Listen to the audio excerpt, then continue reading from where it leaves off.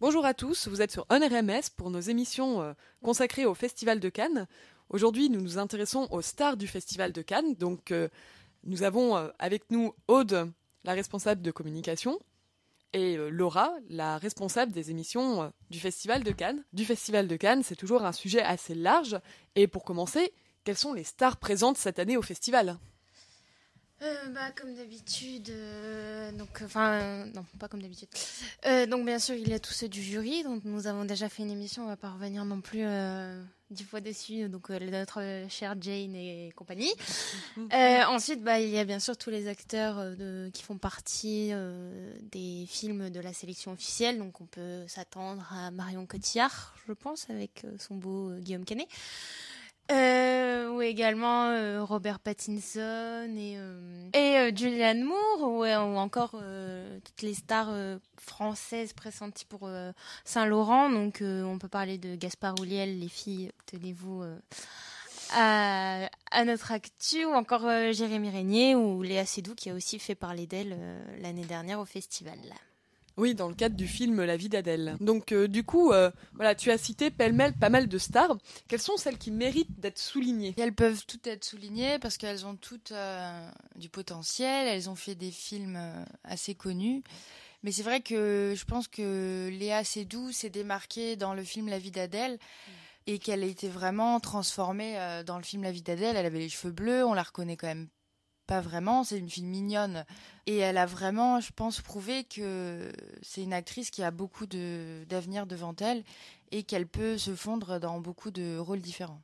Oui, en effet, c'est vrai que Léa Seydoux, avant La vie d'Adèle, on la connaissait peu, et c'est ce film qui l'a propulsée en avant et qui a montré à quel point elle était talentueuse. Le film a fait énormément polémique, pour des raisons qui sont connues de tous, mais c'est vrai que son jeu d'actrice mérite vraiment d'être souligné et valorisé. Voilà, ça on peut pas lui enlever qu'elle a un jeu d'acteur vraiment très bon, et je pense qu'elle va vraiment percer dans le monde du cinéma. Elle a un grand avenir devant elle.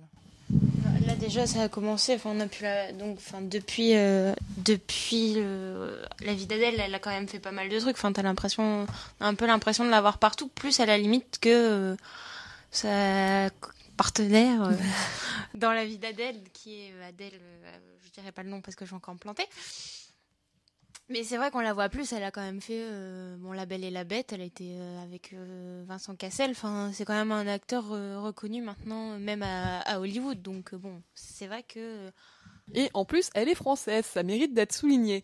Donc du coup, à part Léa Seydoux, sur qui on s'est largement arrêté, est-ce qu'il y a d'autres coups de cœur au niveau des acteurs qui sont présents ? Vos coups de cœur, les filles. Alors moi, c'est Gaspard Ulliel, faut dire les choses... telles qu'elles sont, qui a joué dans beaucoup de films. Et moi, je l'ai découvert en 2010 dans le film La princesse de Montpensier, qui est un film un peu romantique, cucu, mais qui nous fait rêver, nous, femmes, qui avons l'âme sensible et romantique. En plus, donc là, il va jouer en 2014 dans le film Saint-Laurent.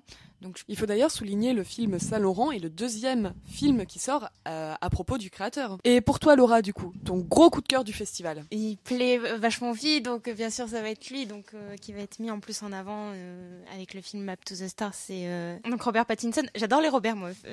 Et pas Robert Pires. Il pourrait faire un film d'ailleurs, mais bon bref.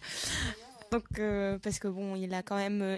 C'est un des seuls de la saga Twilight qui a réussi à percer, à se différencier dans ses rôles. Il a quand même fait des rôles un peu... Donc c'est le seul qui a réussi à sortir du truc Twilight, parce que même le beau Tyler Lautner qui a fait le loup-garou est quand même... on le voit plus. Et donc... du coup, c'est vrai que il a pu faire d'autres films comme Bellamy ou donc là Map to the Stars qui est assez qui a l'air assez controversé, donc à voir ce que ça va donner. Et en plus, assez notable, apparemment, d'après les rumeurs, il retrouverait la belle Kristen Stewart au festival, donc à voir ce que ça va donner. Après, il va y avoir d'autres stars, évidemment, mais là, c'est le Robert Pattinson. Alors du coup, merci à tous de nous avoir écoutés pour cette émission sur les acteurs phares et clés du Festival de Cannes de cette année. Merci à vous de nous avoir écoutés, c'était OnRMS. Vous pouvez retrouver toutes nos émissions sur notre site internet onrms.wordpress.com, sur notre page Facebook, et vous pouvez nous suivre sur notre compte Twitter. Merci à tous, à très bientôt.